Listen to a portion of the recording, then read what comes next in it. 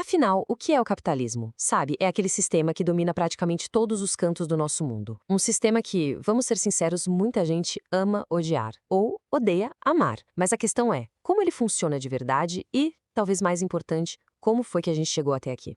Olha só para isso. O que a gente está vendo aqui é uma ação original da Companhia Holandesa das Índias Orientais, lá de 1606. Foi simplesmente a primeira empresa de capital aberto da história. E esse pedaço de papel, ele é muito mais que um artefato antigo. Ele é a sementinha de uma ideia que ia mudar o mundo para sempre.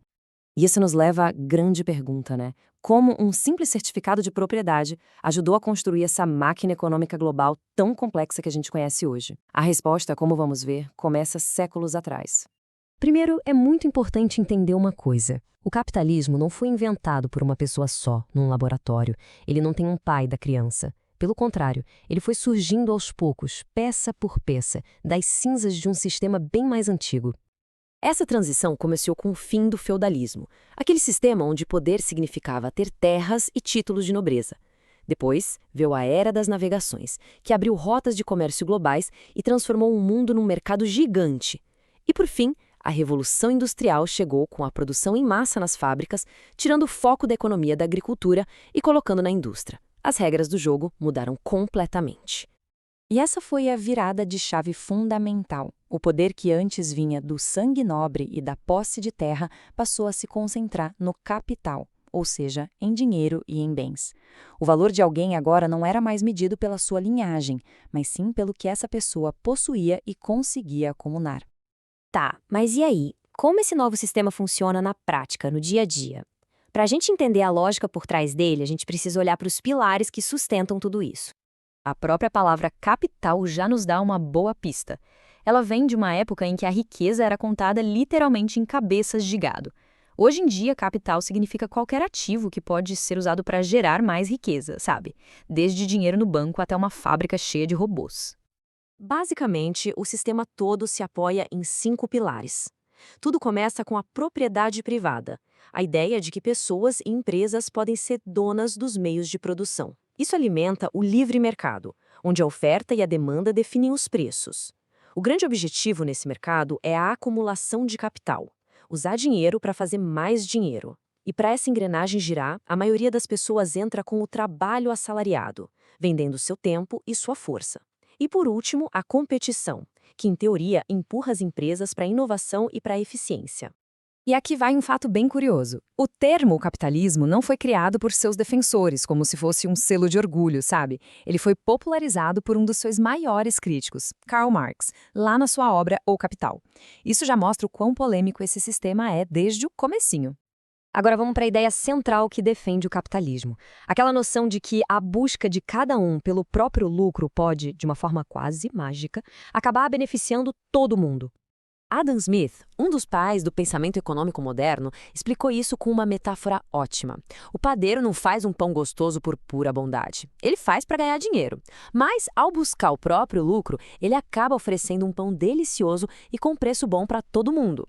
A soma de todos esses interesses egoístas, segundo Smith, é guiada por uma mão invisível que organiza a economia de um jeito eficiente. O economista Milton Friedman modernizou essa ideia com um exemplo bem simples: um lápis. Pensa só em tudo que vai num lápis. A madeira pode vir de um lugar, o grafite do outro lado do mundo, a borracha de um terceiro país. Aí tem o aço, a tinta, a cola, cada coisinha vem de um canto. E aqui está o pulo do gato. Milhares de pessoas que nem se conhecem, que falam línguas diferentes e que talvez até pertençam a grupos rivais, cooperaram para produzir esse simples lápis. Ninguém, nenhum governo, nenhum planejador central organizou isso tudo. A coisa simplesmente aconteceu de forma espontânea, coordenada pelo sistema de preços do livre mercado. É impressionante, né? E aí, os defensores do sistema costumam apontar para dados como esse aqui. Antes do capitalismo se consolidar, a estimativa é que a esmagadora maioria da população mundial vivia em pobreza extrema. Hoje, segundo o Banco Mundial, esse número despencou para cerca de 10%. O argumento é que nenhum outro sistema na história conseguiu tirar tanta gente da miséria. Mas é claro que a história não para por aí. O sistema está longe de ser perfeito.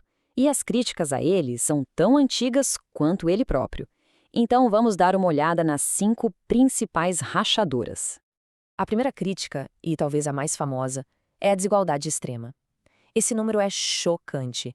Apenas 8 pessoas no mundo têm a mesma riqueza que a metade mais pobre da humanidade inteira. Os críticos dizem que o sistema, por natureza, concentra a riqueza no topo, e isso torna a tal da mobilidade social quase uma ilusão para muita gente. Depois vem a acusação de exploração. Pela teoria de Marx, o lucro não aparece do nada. Ele vem da diferença entre o valor que um trabalhador produz e o salário que ele recebe por isso. Essa diferença, que ele chamou de mais-valia, é vista como o dono do capital se apropriando do trabalho dos outros. Outra crítica é a instabilidade que parece ser parte do sistema. Ele funciona em ciclos, sabe? De altos e baixos. Um período de crescimento forte pode criar uma bolha especulativa. E quando essa bolha estoura, vem a recessão, com desemprego e muito sofrimento para milhões de pessoas que muitas vezes não tiveram nada a ver com a crise. A quarta grande crítica é a ambiental. Como o incentivo principal é o lucro agora, no curto prazo, o sistema tende a ignorar os custos lá na frente. E o resultado a gente vê: poluição, esgotamento de recursos, mudanças climáticas. Por quê? Sejamos francos, proteger o meio ambiente raramente é a opção mais lucrativa de imediato. E por fim, tem a crítica social e psicológica. O capitalismo pode acabar criando uma cultura de consumismo, onde a nossa identidade é definida pelo que a gente compra. Ao mesmo tempo, o trabalho pode se tornar alienante. A pessoa passa horas fazendo tarefas repetitivas, sem ver o resultado final do seu esforço, sem sentir um propósito maior, só para pagar as contas. Certo? Então, em que pé a gente está agora? É super importante notar que não existe um único capitalismo igual em todo lugar. O sistema evoluiu e se diversificou bastante com o tempo. Ele passou por várias fases, né? Começou com o capitalismo comercial, focado no comércio marítimo e na colonização, depois evoluiu para o industrial, o das fábricas.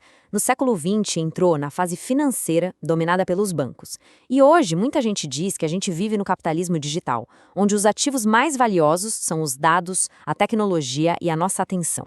E além disso, cada país pratica uma versão diferente. Tem um modelo de livre mercado, com pouquíssima intervenção do governo. Tem o capitalismo de bem-estar social, como nos países nórdicos, que mistura mercado livre com uma rede forte de proteção social. E tem também o capitalismo de Estado, onde o próprio governo é um dos maiores jogadores da economia. O que nos leva à pergunta final e que talvez seja a mais urgente de todas. A lógica central do capitalismo é crescer, sempre. Um crescimento infinito. Só que a gente vive num planeta com recursos finitos. Essa contradição entre a busca sem fim por mais e os limites do nosso mundo é o grande desafio do nosso tempo. E a resposta para isso? Bem, essa nós ainda estamos escrevendo.